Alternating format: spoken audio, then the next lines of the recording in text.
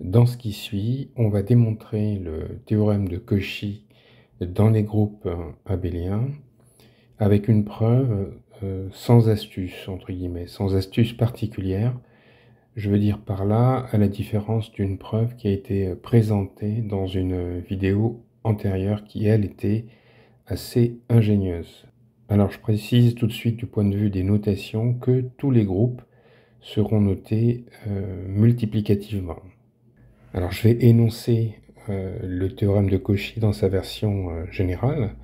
Soit G un groupe quelconque mais fini, pas forcément abélien, soit P un nombre premier, et je vais supposer que P divise l'ordre du groupe. Alors, ce que nous dit le théorème de Cauchy, c'est que il existe dans G un élément petit g dont l'ordre sera exactement le facteur premier P. Alors, dans le cas particulier où P est premier, le fait que G soit, petit g soit d'ordre P, ça veut exactement dire que G puissance P est égal au neutre de G et que G est différent du neutre. Alors avant de parler de la preuve, je vais donner une petite illustration du théorème de Cauchy, enfin même deux. Première illustration, si G est un groupe d'ordre pair, alors eh bien, il existe dans G un élément petit g dont le carré vaut le neutre, avec G qui est différent du neutre. Voilà, donc ça c'est une conséquence du théorème de Cauchy, mais ça peut aussi se démontrer de manière directe. Et puis, autre exemple, si j'ai un groupe G qui est d'ordre 15, eh bien je peux trouver dans G un élément X dont l'ordre est 3, et puis je peux aussi trouver un élément Y dans G dont l'ordre est 5. Alors, je vais dire deux mots concernant la preuve. Dans beaucoup d'ouvrages, on commence par démontrer, pour établir le théorème de Cauchy, on commence par le prouver lorsque le groupe G est abélien. Et puis, du cas abélien, on en déduit le cas où G est non abélien. Alors, quel est l'intérêt d'avoir un groupe abélien ? Eh bien, l'intérêt, c'est que si H est un sous-groupe quelconque de G, alors je peux toujours envisager le groupe quotient G sur H. Ce groupe existe toujours à la différence d'un groupe non abélien. Et d'ailleurs, la démonstration qu'on va présenter utilisera cette possibilité. Alors j'ai déjà indiqué qu'il existait une preuve ingénieuse, astucieuse du théorème de Cauchy abélien, mais si on veut démontrer ce résultat et qu'on n'est pas inspiré, eh bien on peut toujours essayer une récurrence, ici une récurrence sur l'ordre du groupe. C'est pas très élégant, mais c'est souvent efficace, parce qu'on ne part pas de rien, on dispose de l'hypothèse de récurrence qui permet de faire beaucoup de déductions. Donc avant d'aborder la preuve du théorème, je vais faire trois rappels. Alors le premier rappel il est essentiel parce qu'il donne la propriété fondamentale et caractéristique de l'ordre d'un élément dans un groupe. Donc soit G, un groupe a priori quelconque, soit petit x, un élément de G que je vais supposer d'ordre fini. Alors, l'ordre de x est caractérisé par la propriété suivante. Quel que soit l'entier k, x puissance k est égal au neutre de g si et seulement si l'ordre de x divise l'entier k, ou de manière équivalente si k est un multiple de l'ordre. Alors ce résultat est très fréquent d'usage et il s'utilise autant dans le sens de la gauche vers la droite que dans le sens de la droite vers la gauche. Alors le deuxième rappel, il est un petit peu moins simple, mais il a de nombreuses utilisations en théorie des groupes. Donc à nouveau, je considère G un groupe quelconque, il n'est pas forcément fini ou abélien, Et puis, je vais prendre un élément x dans G qui va être d'ordre fini, donc tel que l'ordre de x soit fini, et cet ordre, je vais l'appeler n. Et puis, je vais considérer D un diviseur de l'ordre de x, donc un diviseur qui va être positif. Alors, on a le résultat suivant, c'est que dans G, il va y avoir un élément d'ordre le diviseur de l'ordre de x. Donc plus précisément, si je considère l'élément x élevé à l'exposant n sur d, alors n sur d, c'est bien un entier naturel, parce que on a la propriété que d divise n. Eh bien, cet élément, son ordre, c'est exactement d. Donc c'est un résultat qui est très connu. Je ne vais pas le démontrer, mais en description, je placerai un lien vers une vidéo où justement la preuve de ce résultat était donnée. Alors le troisième et dernier appel est un petit peu moins usuel. Les hypothèses sont les mêmes.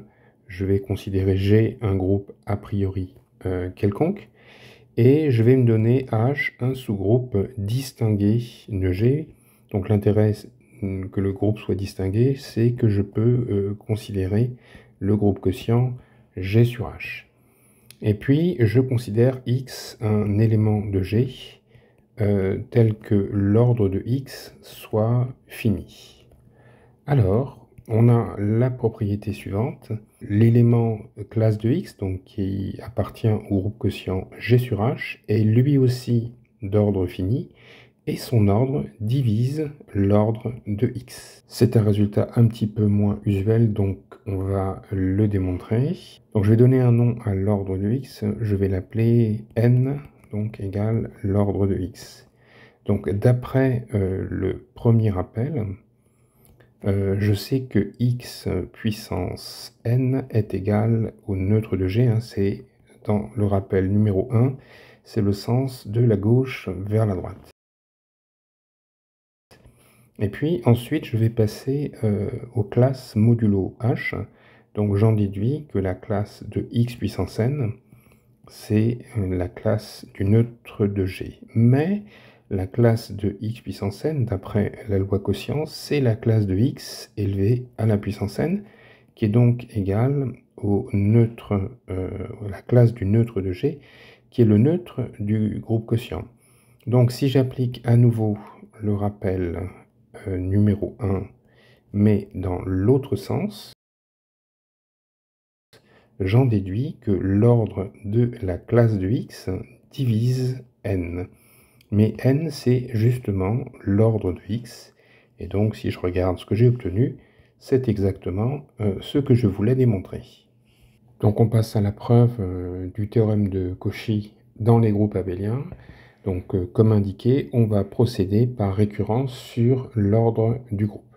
Donc, une bonne fois pour toutes, je vais fixer P, un entier premier. Et puis, si n est un entier naturel non nul, on va considérer l'assertion A de n suivante. Alors, cette assertion, elle nous dit que si G est un groupe abélien fini, d'ordre n, donc fini tel que l'ordre de G ce soit petit n, alors si le nombre premier P divise l'ordre du groupe, donc divise n, eh bien on peut trouver un élément petit g d'un grand G dont l'ordre soit le facteur premier P. Donc plus précisément, on va démontrer l'assertion A de n par récurrence forte sur petit n. Donc A de n s'initialise pour n égale 1, et si P est premier, à ce moment-là, l'assertion que P divise 1 est fausse. Par conséquent, notre implication est vraie, et j'en déduis donc que l'assertion A de 1 est vraie. On passe à la preuve de l'hérédité, donc soit petit n un entier supérieur ou égal à 2, On a dit qu'on raisonnait par récurrence forte, donc on va supposer que quel que soit k appartenant à l'ensemble des entiers de 0 jusqu'à n-1, je vais supposer que l'assertion AK est vraie. Et qu'est-ce que je vais démontrer? Eh bien, je vais démontrer que l'assertion A de n est vraie. Donc pour cela, je vais me donner G, un groupe abélien. Je vais supposer que l'ordre de G, c'est le petit n en question. Et on va supposer que notre nombre premier P divise l'ordre du groupe petit n. Alors, comme l'ordre de G, qui vaut n, est supérieur ou égal à 2, ça veut dire que dans G, je peux trouver un élément autre que le neutre. Donc, ça veut dire qu'il existe un certain petit a dans grand G, tel que petit a soit différent du neutre de G. Et je vais appeler donc petit m l'ordre de cet élément. Et on va entamer une discussion suivant que P divise l'ordre de A ou pas. Le premier cas, c'est celui où le nombre premier P divise l'ordre de A. Alors ça, c'est le cas facile car on peut appliquer directement le résultat du rappel numéro 2, puisque P est un diviseur de l'ordre de petit a, et donc ça veut dire que G va contenir un élément d'ordre P. Donc plus précisément, d'après le rappel numéro 2, eh bien, on sait que si je considère l'élément petit a élevé à l'exposant m divisé par p, qui est bien un entier naturel, puisque par hypothèse p divise m, eh bien cet élément, son ordre, c'est p, et c'est exactement ce que je veux prouver. Donc le deuxième cas, c'est la négation du premier, c'est-à-dire que p ne divise pas l'ordre de petit a. Alors l'idée ici, c'est que on va quotienter G par le sous-groupe engendré par A. Alors plus précisément, je vais poser Q égale justement donc le groupe quotient G quotienté par le sous-groupe engendré par A. Et l'idée, c'est de montrer qu'on peut appliquer l'hypothèse de récurrence au groupe quotient Q. Alors, le premier point à vérifier, c'est que P divise l'ordre de Q. Donc, c'est ce qu'on va établir maintenant. Alors, qu'est-ce que c'est que l'ordre du groupe Q? C'est un groupe quotient. Les groupes sont d'ordre fini, donc ici, c'est le quotient des ordres. Donc, c'est le quotient de l'ordre de G par l'ordre du sous-groupe engendré par petit a.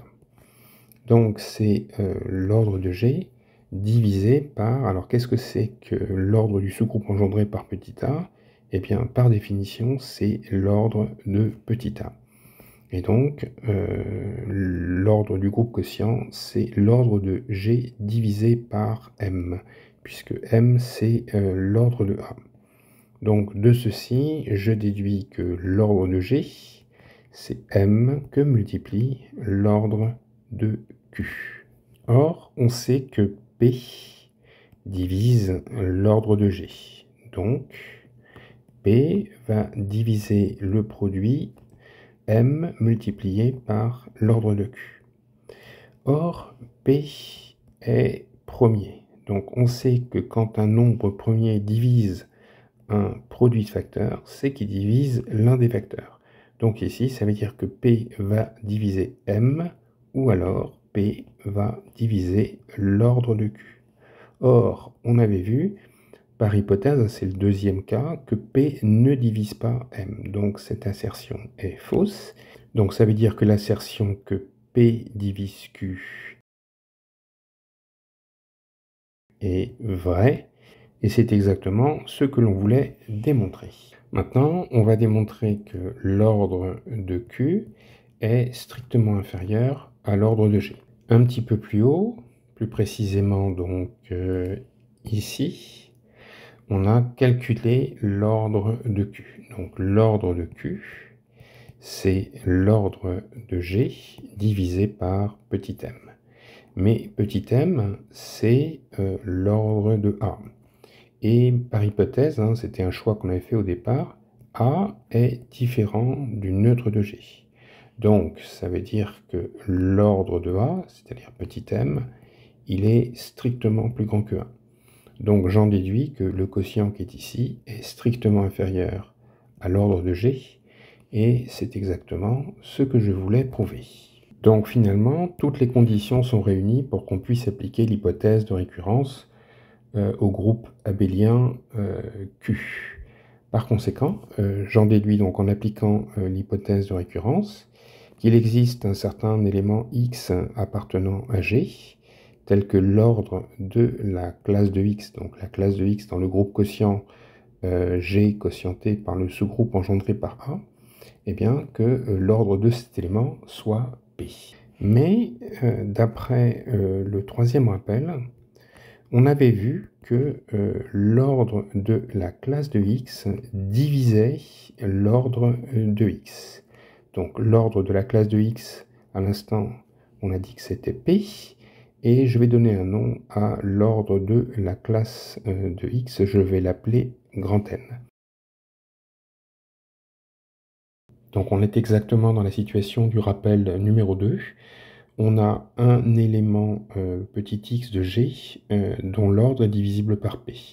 Donc on va pouvoir en déduire, donc d'après le rappel 2, on va pouvoir en déduire un élément d'ordre P. Plus précisément, si on considère l'élément x à la puissance grand N divisé par P, eh bien l'ordre de cet élément c'est P, et cet élément il appartient à G. Donc, on vient de prouver qu'il existait bien dans G un élément d'ordre P, et c'est exactement ce qu'il fallait démontrer. Donc finalement, on a prouvé la propriété d'hérédité, et donc ceci termine la récurrence, en sorte qu'on a prouvé que pour tout n supérieur ou égal à 1, l'assertion A de n était vraie, en sorte que on a prouvé le théorème de Cauchy pour un groupe abélien.